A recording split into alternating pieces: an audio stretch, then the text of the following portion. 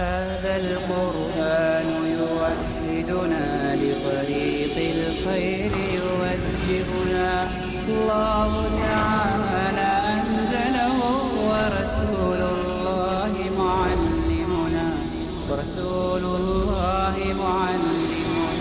هذا القرآن يوحدنا لطريق الخير يوجهنا الله تعالى أنزله ورسول الله معلمنا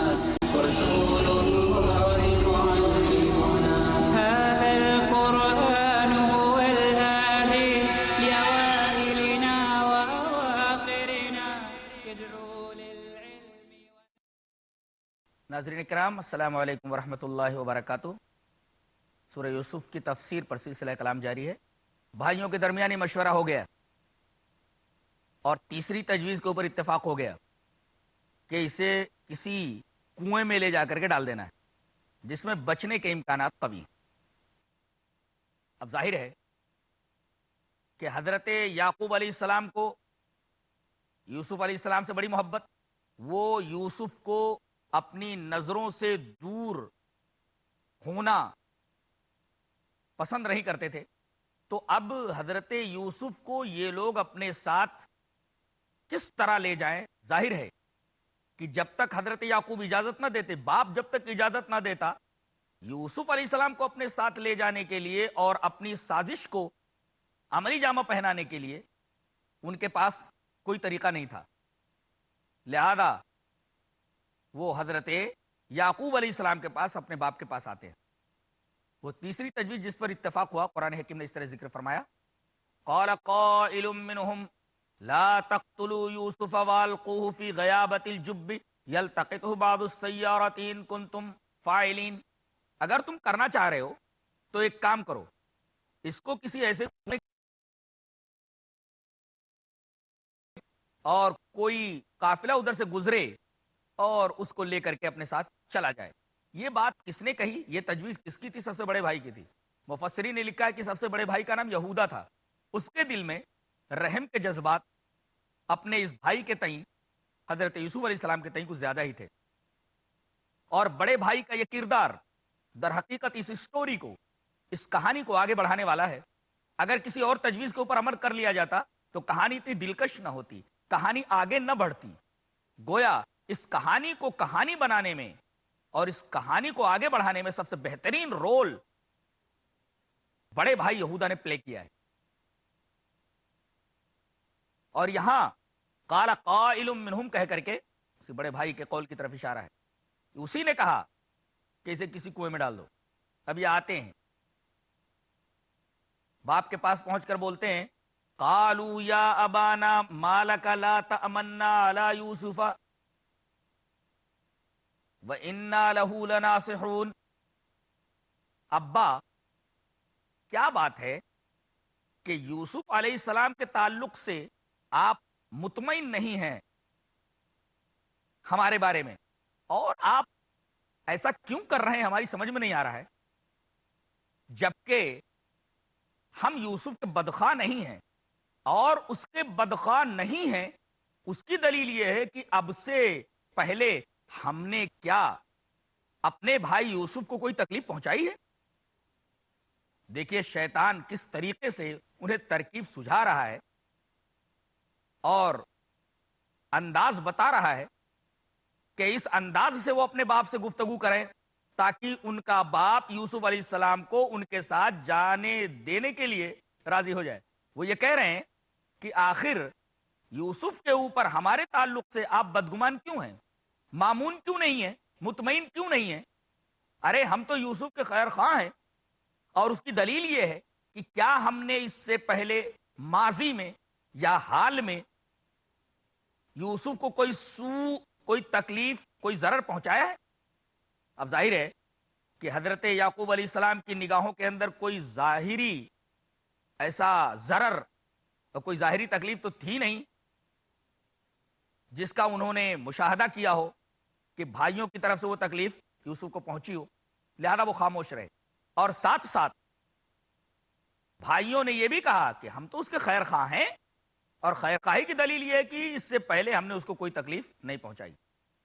اور اس کے بعد انہوں نے یہ کہا، ریکویسٹ کی، ارسلہ معنا غدا یرتع ویلعب وانا لہ لحافظون، ہمارے ساتھ یوسف کو بھیج دیجئے کہ وہ ہمارے ساتھ کھیلے کھائے، اور ہم تو طاقتور ہیں، ہماری موجودگی میں اس کو کوئی تکلیف ہونے والی نہیں ہے، ہم اس کی حفاظت کرنے کے لیے کافی ہیں. وَإِنَّا لَهُ لَحَافِظُونَ، ہم اس کی حفاظت کریں گے. ناظرین کرام، یہاں پر کھیلنے اور کھانے کا ذکر ہے. پتہ یہ چلتا ہے کہ انسان کی ایک خواہش ہے، انسان کی ایک فطرت ہے کہ وہ یکسانیت کو پسند نہیں کرتا. یہی وجہ ہے کہ روٹی کے ساتھ ساتھ اسے دال ملتی ہے تو کبھی آرزو کرتا ہے کہ اس کے اوپر چٹنی ہو، اور چٹنی کی بھی مکمل قسمیں ہیں، چٹنی کی بھی کئی قسمیں ہیں.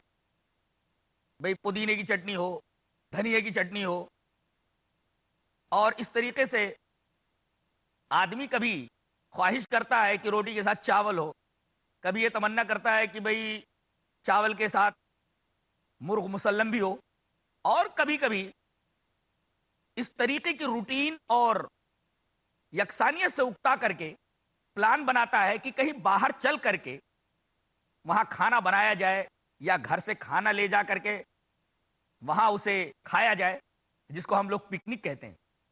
یہاں اس کے لیے لفظ یرتا استعمال کیا گیا. یرتا، گویا قرآن حکیم کے اس انداز بیان نے ہمیں اجازت دی ہے کہ گھر سے باہر نکل کر پکنک منانا جائز ہے، اور تم پکنک منا سکتے ہو، لیکن اس پکنک کے اندر کوئی ایسی حرکت تم سے سرزد نہ ہو جو قانون الہی کے خلاف ہو، اور سماج کو اور ملک کو تمہاری اس حرکت سے کوئی تکلیف ہو. اگر قانون الہی کے اوپر تمہاری پکنک کی وجہ سے کوئی پکنک کے اندر کی گئی حرکتوں سے کوئی زد نہیں پڑتی ہے، یا سماج کو اس سے کوئی تکلیف نہیں ہوتی، سوسائٹی کو اس سے کوئی تکلیف نہیں ہوتی، ملک کو کوئی نقصان نہیں پہنچتا، تو پکنک منانا جائز ہے. گویا کہ پکنک کی اجازت خود قرآن حکیم نے دی ہے چند شرائط کے ساتھ.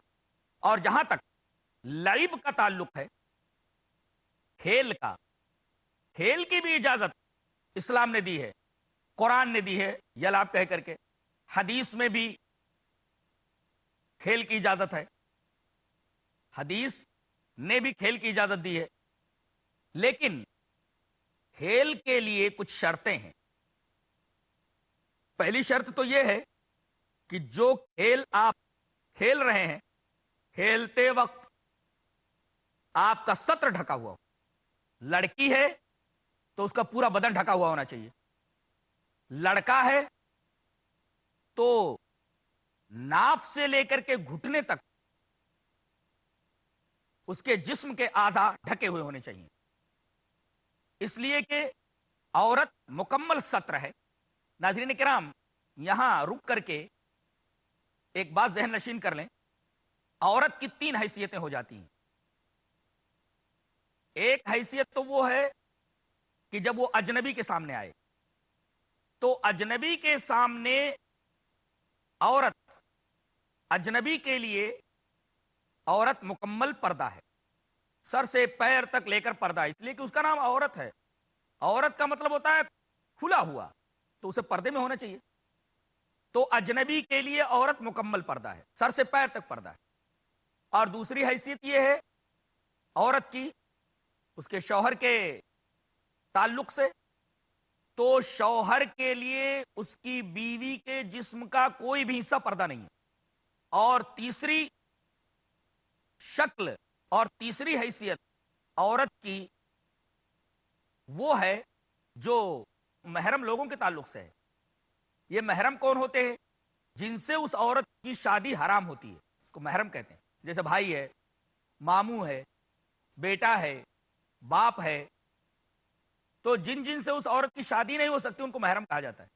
تو عورت کی یہ تیسری حیثیت ہے کہ محرم کے سامنے جب آئے تو علامہ قرطبی رحمت اللہ علیہ نے یہ واضح کیا ہے کہ 5 چیزیں ان کے سامنے کھول سکتی ہے، بقیہ بدن کے اور جتنے اعضاء ہیں ان کو ان کے سامنے بھی نہیں کھول سکتی۔ پہلی چیز ہے چہرہ، دوسری چیز ہے بال، اور تیسری چیز ہے گردن، چوتھی چیز ہے ہاتھ، پانچویں چیز ہے قدم۔ ان 5 چیزوں کو محرم لوگوں کے سامنے عورت کھول سکتی ہے، بقیہ بدن کے دیگر اعضاء کو ان کے سامنے نہیں کھول سکتی۔ دوسرے، یہ کھیل مخلوط نہ ہو۔ ناظرین کرام، مخلوط کا مطلب ہے کہ اس میں لڑکیاں اور لڑکے دونوں شامل نہ ہوں، اس لیے کہ اختلاط مرد و زن کی اجازت اسلام نہیں دیتا۔ کوئی ایسا کھیل ہو جس میں اختلاط مرد و زن ہو، لڑکے اور لڑکیاں دونوں ہوں، اس کھیل کی اجازت اسلام نہیں دیتا۔ تیسری شرط یہ ہے کہ اس کھیل کے اندر موسیقی نہ ہو، میوزک نہ ہو، اس لیے کہ میوزک کو اسلام پسند نہیں کرتا ہے۔ تو کھیل کے اندر یہ تیسری شرط یہ ہے کہ اس کے اندر میوزک نہ ہو۔ چوتھی چیز، کھیل رقص نہ ہو، ناچ نہ ہو، ڈانس نہ ہو۔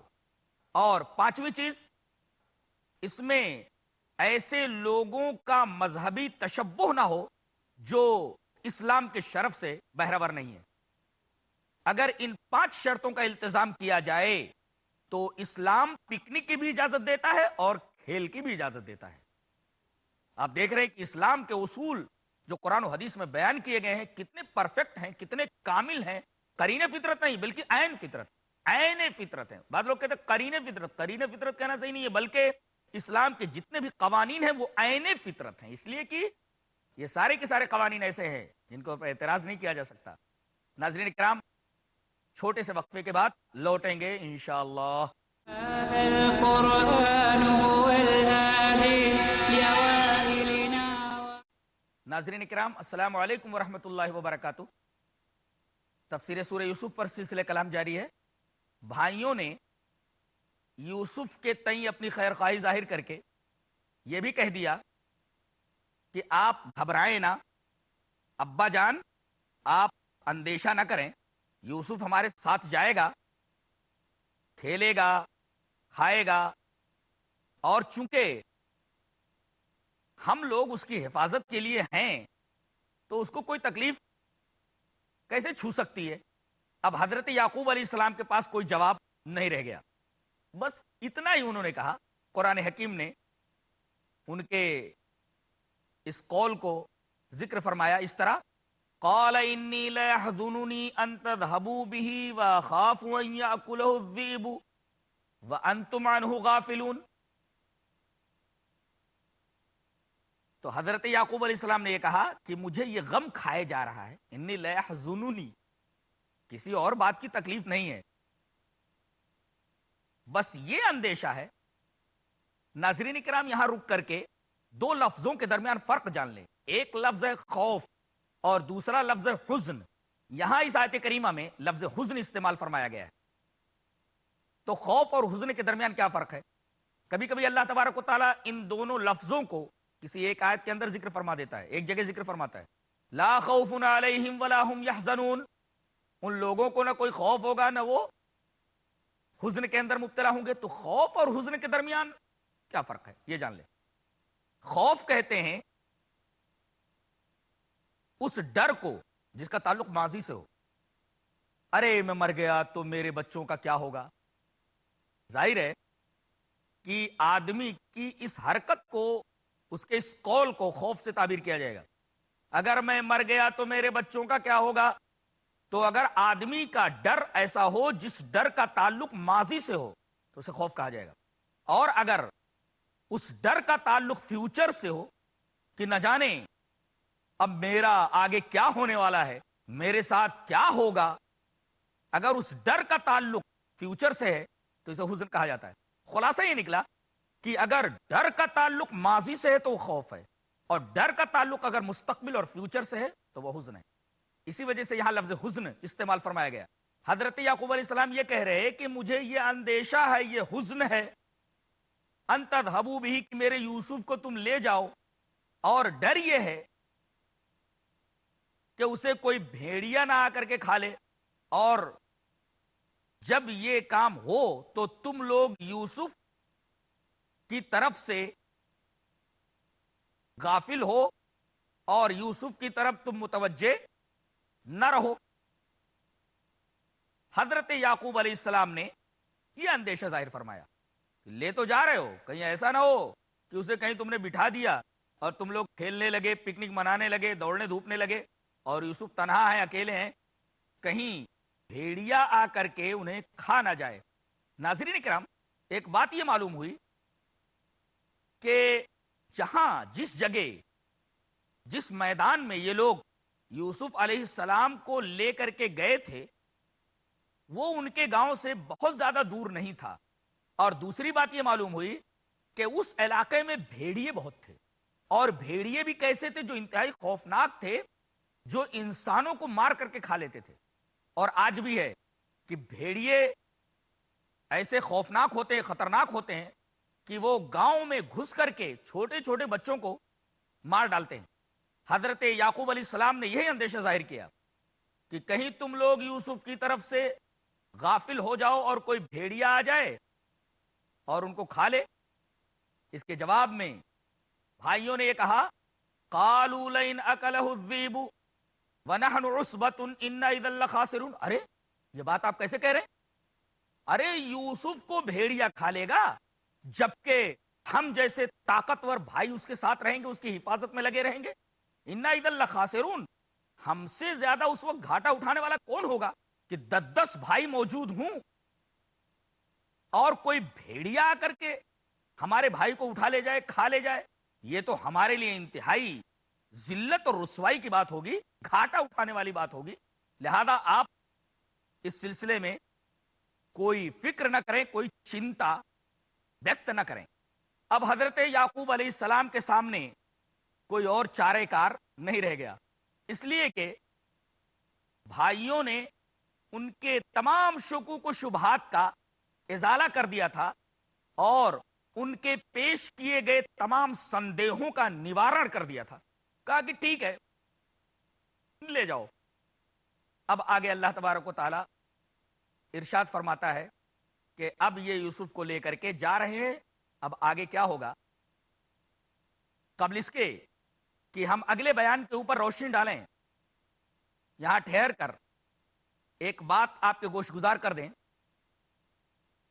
وہ یہ ہے کہ قرآن حکیم کی ایک آیت کے اندر اس جگہ یرتا کے ساتھ یلاب استعمال ہوا ہے، لعب۔ قرآن حکیم کہیں کہیں اس لفظ کے ساتھ لہو کا استعمال کرتا ہے، لہوم و لعبا یا لعبم و لہوا، تو لعب کے ساتھ لہو کا استعمال کرتا ہے۔ ناظرین کرام، لہو کا مطلب کیا ہوتا ہے وہ سمجھ لیں، تاکہ جب بھی کہیں یہ لفظ آئے تو اس کا معنی ہمارے ذہن میں واضح ہونا چاہیے۔ لہو کہتے ہیں ایسے کھیل کو جس میں نہ دین کا فائدہ ہو نہ دنیا کا، یہ لہو ہے۔ کوئی بھی ایسا کھیل جس میں نہ تو دنیاوی فائدہ ہو نہ دینی فائدہ ہو، اس کو لہو کہتے ہیں۔ اور اس میں ایک شق اور بھی ہے کہ کوئی ایسا کھیل جس میں دنیاوی فائدہ تو ہو مگر وہ کھیل شریعت کے خلاف ہو، تو وہ کھیل بھی لہو ہے، ناجائز ہے۔ ناظرین کرام، پھر سے اس بات کو ذہن نشین کریں کہ لہو اس کھیل کو کہتے ہیں جس کھیل میں نہ کوئی دنیاوی فائدہ ہو نہ دینی فائدہ ہو، وہ لہو ہے۔ ساتھ ساتھ ایک شق اور بھی ذہن نشین رکھنا ضروری ہے کہ اگر اس کھیل کے اندر دنیاوی فائدہ تو ہے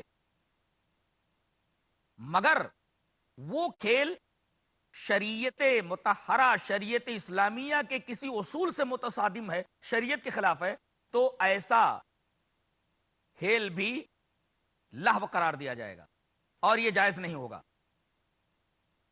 ناظرین، اب آگے بڑھتے ہیں۔ اللہ تبارک و تعالی نے ارشاد فرمایا، اب یوسف علیہ السلام کے بھائی یوسف کو لے کر کے گاؤں سے باہر جہاں انہیں پہنچنا ہے لے جا رہے ہیں۔ اس طرح ارشاد فرمایا گیا، فَلَمَّا ذَهَبُوا بِهِ وَأَجْمَعُوا أَن يَجْعَلُوهُ فِي غَيَابَةِ الْجُبِّ وَأَوْحَيْنَا إِلَيْهِ لَتُنَبِّئَنَّهُم بِأَمْرِهِمْ هَذَا وَهُمْ لَا يَشْعُرُونَ۔ انہوں نے جب پکا ارادہ کر لیا اور یوسف علیہ السلام کو لے کر کے چلے اس مقصد سے کہ انہیں ایک کنویں کے اندر ڈال دیں گے.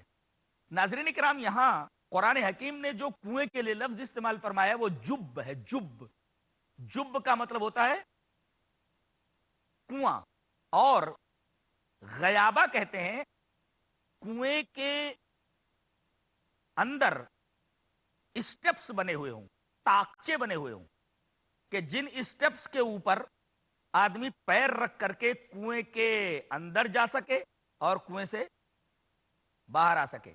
بعض کنویں کے اندر کہیں کہیں کوئی تاکچہ بنا دیا جاتا ہے. ایک بات تو یہ قابل غور ہے. دوسری بات قابل غور یہاں یہ ہے کہ کنویں کے لیے جو لفظ استعمال فرمایا گیا ہے وہ ہے جب، اور اس کے اوپر الف لام داخل ہے، اور یہ الف لام عہد خارجی کا ہے.